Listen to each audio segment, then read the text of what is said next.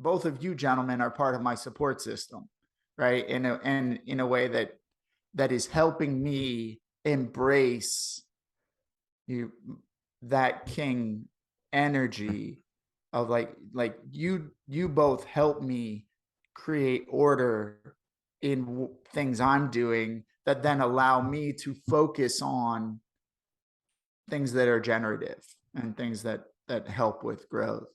What you're Um, saying reminds me of chess, where the king's options, the king's movements are fairly limited in the scope of the pieces, but the king is surrounded and protected by uh,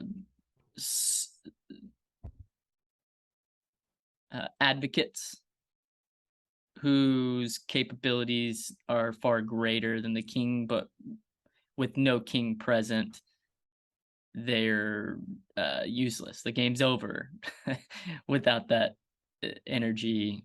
And something else that's coming to mind as you talk about this is a disidentification with the king. I don't know if you've gotten to this section, but it seems to be the thing that stands out the most to me, which is we are to we're not to identify as the king.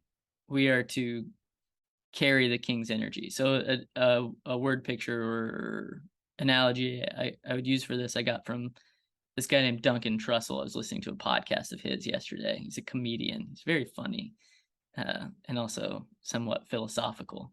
And he was saying, you know, a photon leaving the sun does not it is not the sun itself, but it carries sun-like qualities wherever it's traveling.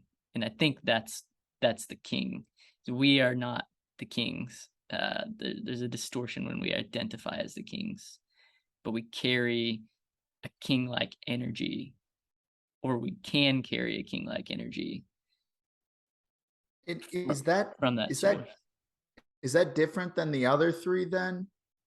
In the way of we can more directly identify with the other three archetypes than we can with the king. Is what you're saying makes perfect sense.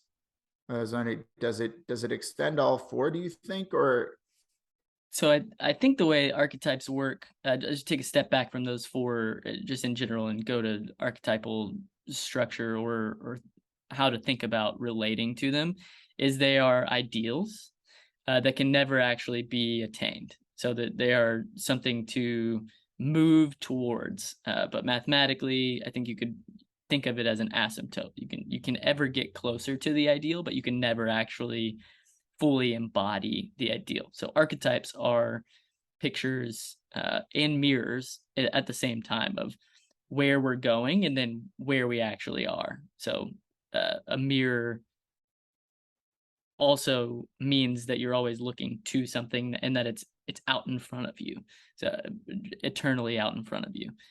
So I do think that's the same with all of them. Whenever we identify as the archetype, there's a distortion that occurs. If we think that we are ourselves the archetype that we're moving towards. that makes sense. Did I get us off track? No. I learned quite a bit. Like I feel like the way that you articulated that was fantastic. And it just made a lot of sense to me.